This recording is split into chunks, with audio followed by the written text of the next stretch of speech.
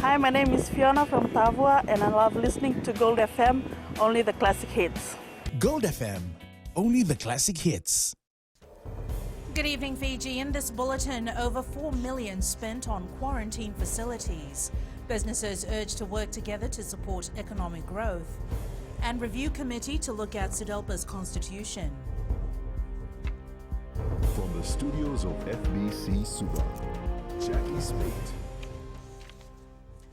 The Ministry of Health has spent millions on quarantine facilities to accommodate those who arrive in Fiji and have to go into mandatory self-isolation for 14 days. The Health Minister says they've also spent a lot of money on the purchases following the allocation of $40 million in the COVID-19 response supplementary budget. Koroi Tandolala reports. It's estimated that the ministry has spent up to $4 million in its overall response to COVID-19, including paying for quarantine facilities. I've been very fortunate that government has been able to set aside that supplementary budget of 40 million specifically for COVID-19.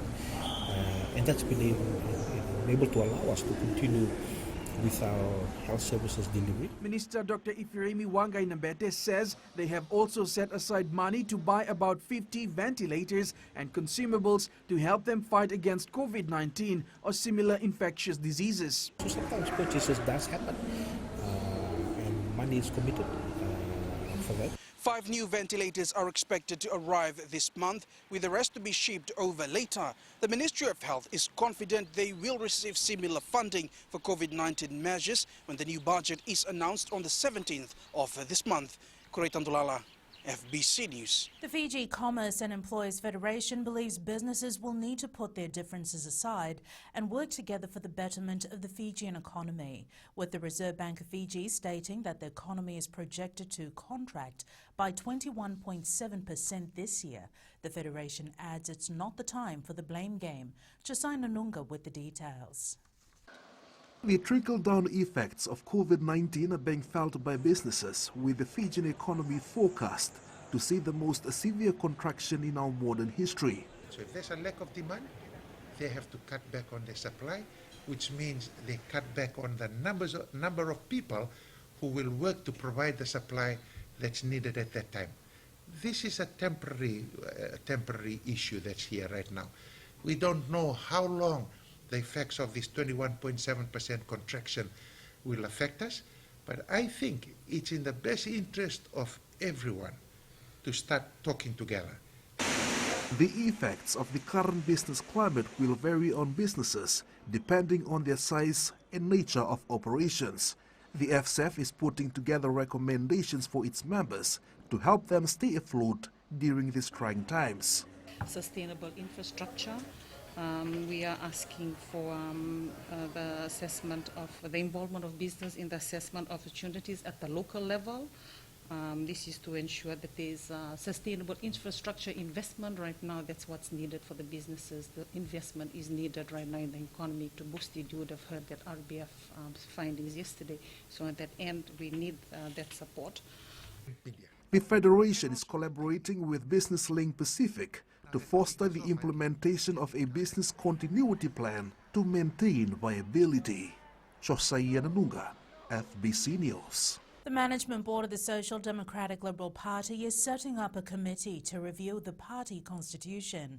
General Secretary Emile Nduituturanga says the working committee will meet on July 17th to finalize the membership of the Constitutional Review Committee. Lena Rees reports. The Secretary General says there are certain aspects of the Sudelpa Constitution that the committee will look at. Clearly, in the last couple of months, it's been very clear that the Registrar of Political Parties has pointed out to the party that there are areas in the Constitution that we need to look again at. So I would be pointing to those areas when the committee gets set up and running.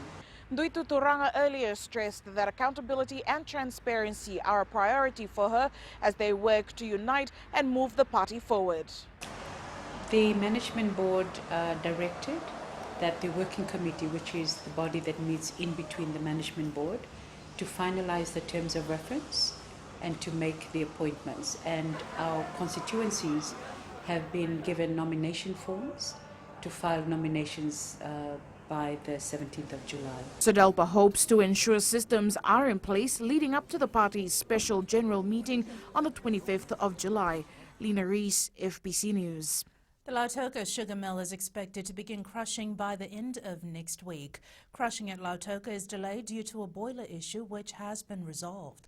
Fiji Sugar Corporation Chief Executive Graham Clark says over 105,000 tonnes of cane has been crushed at the Rarawai and Lambasa mills. Clark says they have been able to produce 10,000 tonnes of sugar since the beginning of the crushing season. He adds they are assisting farmers to ensure they are not impacted by the delay at the Lautoka sugar mill. We've been helping farmers by sending the cane that has been harvested to the Rarawai mill, so there should be no impact there. Coming up, Radisson Blu records high occupancy and female farmer defies all odds. Stay with us.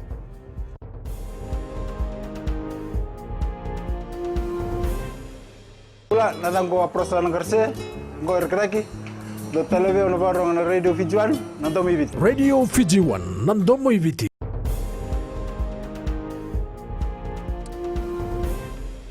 The Radisson Blu Resort Fiji has recorded a high occupancy rate as locals continue to take advantage of the deals. General Manager Charles Holmesy says they've been offering local specials since May, which has resulted in an increase in guests. Felipe Naikaso has more. With a few restrictions lifted last month, the Radisson Blu Resort has been experiencing an influx of locals, especially from Friday and into the weekends. It's a very good result. We're happy about it. We are grateful for the local residents and the Fijians that are supporting us, in fact, to being here. We're trying also to push other companies around Dinnerau to open. The Minister for Tourism is also pleased with the strict protocols still followed regarding other COVID-19 restrictions. Really been a massive success, and I want to thank all the Fijians who have supported our tourism industry in these trying times. While not all staff are back at work, Holmesy says they have been paying COVID-19 allowances and workers are put on rotational shift. He also highlighted that most of their current revenue goes into paying the staff. We are doing rates. They help us a little bit in turnover, but they don't help us to a point if you want to break even and or to make profit. So all the hotels in Fiji, it's not only the Radisson. At least 50 tourists are also renting apartments at Radisson Blu since the Fijian borders closed. Felipe Naikaso, FBC News. Large-scale farming is not only a man's work. These are the sentiments of female farmer Sulueti Mbembe from Navai village in Ndarivatu, who owns one of the largest commercial farms in the highlands. With help from the Taiwan Technical Mission team in 2015, Mbembe has progressed with planting vegetables and various root crops. Vinina Rakautonga with Mbembe's story. The idea of starting a farming business was not in the books for Sulueti Mbembe, but she grabbed the opportunity when it presented. I have no regrets jumping into large-scale farming. It has its bad days, but there are no difficulties when you have the support of your household and family. The road leading to the village is not good, but Mbembe says she is thankful for the TTM team for helping her transport her produce to the market. It was quite difficult to go down and sell in the cities and then having to travel back. The TTM team have made our work easier as we can just give them our produce and they go and sell for us. Mbembe's brother Peniasi Ketewai, who also ventured into commercial farming, says he is keen to help other women. With the knowledge we have in farming, I have gone to other villages in this area to encourage other women to hop into commercial farming. Till date, I have done nursery projects in the district of Navatu, and this encourages backyard gardening in Ndarivatu so we may be able to sustain ourselves. The Taiwan Technical Mission embarked on a 5-year project to help farmers in Ndarivatu and other parts of Viti Levu. The mission has helped farmers prepare the land and also train them in cultivation and harvesting. Vinina Rakotonga, FBC News. Youths from Navunivi village in Ra can now organise recreational activities after receiving a grant from the government to help with their community work. The grant will assist the Naviti Level Youth Club in land cultivation and other youth-related activities. Minister for Youth Parvin Bala commended the villagers for their beachfront restoration program. He also congratulated Andrew Naisiroki for expanding his business with his newly formed K19 Brothers. Naisiroki owns a juice stand at the bar market and is also the team leader for the K19 Brothers, a group of Fijian youths offering services for free in exchange for groceries. Bala urged youths around the country to step out of their comfort zone and make use of assistance provided by the government. Due to the impacts of COVID-19, my ministry is looking to support more youth farms to promote food security and income generating source from the farm to the market. And this morning I would like to congratulate the Naviti Levu Youth Club and keep up the momentum going.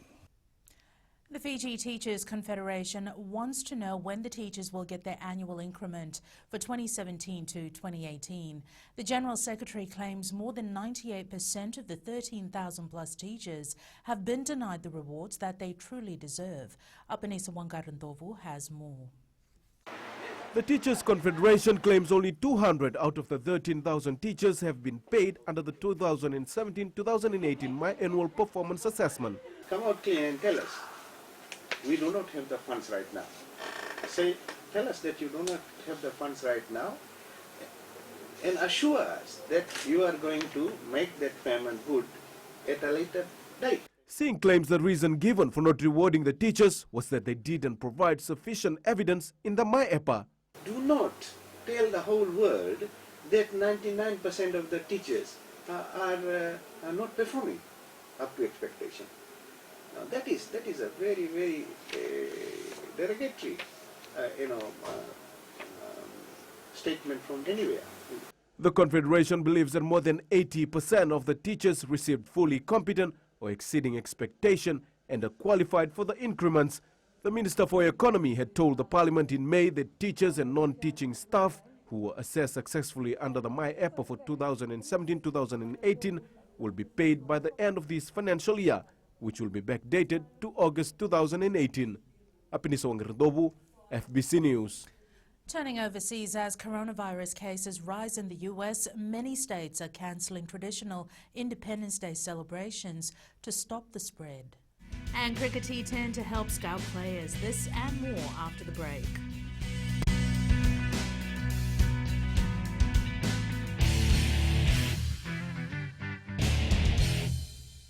हम शरद प्रकाश बात करते हैं तावा में मिर्ची FM सबकंसन and मिर्ची FM it's hot मिर्ची FM it's hot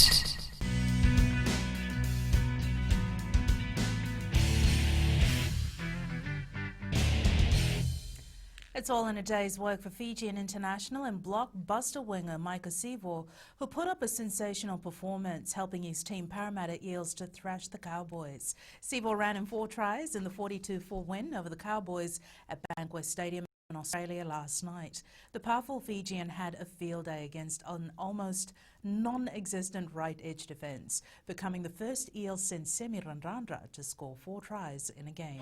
Fijian winger Filippo Ndaungunu was instrumental in the Queensland Reds win over New South Wales at Suncorp Stadium in Australia. The Reds edged Waratahs 32-26 to claim their first win in the season opener of the Super Rugby Aotearoa last night. As district clubs prepare for the Vodafone Premier League, Suva will use this competition as a build-up to the Ink Mobile Battle of the Giants tournament in August. Suva FC is expected to make a comeback after bowing out of the 2019 BOG when they were thrashed by Lautoka 4-1 in the semi-final. Head coach Babs Khan says though the VBL standing is crucial, they will take each tournament as it comes. The BOG just around the corner in August, and what we're basically trying to do is we try to build up towards the BOG. That's in August, I think, 16th, and it's in Lautoka. Adjusting to a new norm for volleyball tops the agenda the Suva Volleyball Association, with the Fiji National Sports Commission yet to accredit the association for meeting the pandemic guidelines. The association is working closely with its members to ensure all necessary procedures are followed. The Suva Volleyball Association will be looking to align its constitution to the new policies implemented by its governing body. They are reviewing the constitution, and once that is being reviewed, we wanted to incorporate that into our Suva Volleyball Association constitution as well, so that we are in line with the Federation constitution. Suva Volleyball President Kemueli Naingama says a change in the sports calendar will benefit its clubs. The season, it used to be September to April, around the Holy Week, during Easter holidays. But now it has changed to October till June the following year. The Fiji Volleyball Association says shifting its restart dates is to safeguard the welfare of its members. With the safety precautions and the requirements and the pandemic outbreak, it was only proper that we look after the welfare of everyone. So all the tournaments that are supposed to happen this year, as now, from last year, October, has now moved to October this year to June. Though the Suva Volleyball Association has 11 men's and 7 women's teams, they are calling on other interested clubs to join before the new season begins. Karleni Tavi, FBC Sports. Marking the return of cricket post-COVID-19, Cricket Fiji hosted its second round of the T10 Bash competition at Suva's Albert Park today. The new format competition is the first step towards some form of normalcy following the lifting of the restrictions. Karatavi reports this is the first time that Cricket Fiji is hosting such a competition.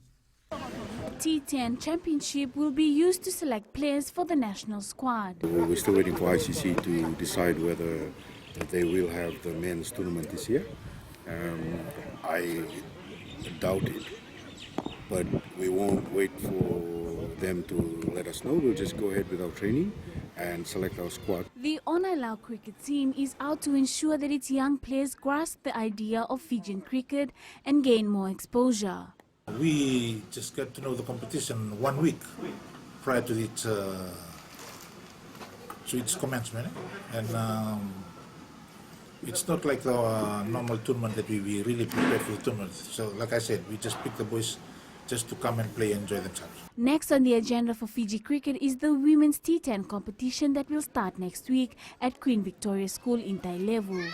5 women's teams are expected to compete in the event. Karleni Tavi, FBC Sports.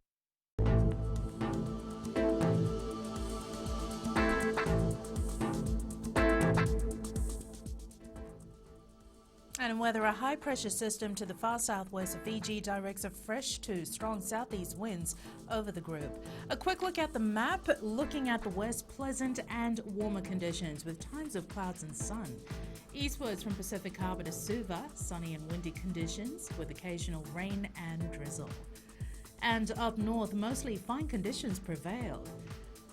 At sea, rough to very rough seas, moderate southeast swells elsewhere, moderate to fresh southeast winds, gusty at times, moderate to rough seas. And turning to the tides, low tide is at 11:59 p.m. with high tide at 6:11 a.m. Sunrise is at 6:39. Now for tomorrow, it's cloudy periods with brief showers over the eastern and interior parts of the larger islands, mainly fine weather elsewhere, cooler nights. And tomorrow's temperatures will range between 29 and 30 degrees. And our further outlook, we're looking further on to Monday. Generally fine conditions, which we're all looking forward to. Now recapping the main stories for tonight, over $4 million spent on quarantine facilities. Businesses urged to work together to support economic growth. And review committee to look at SEDELPA's constitution. Now for these stories and others, tune in daily to our sister radio station Gold FM. Our poll question this week, we're asking, should the COVID-19 curfew be kept until the end of the year? Visit our FBC website to answer. And you can send us newsworthy pictures and videos on email fbcnews@fbc.com.fj, via Facebook page FBC News, our Twitter page at FBC_news, or hashtag FBC News. That's your news for tonight. Until tomorrow, from the team and I, stay safe, stay warm. Bye for now.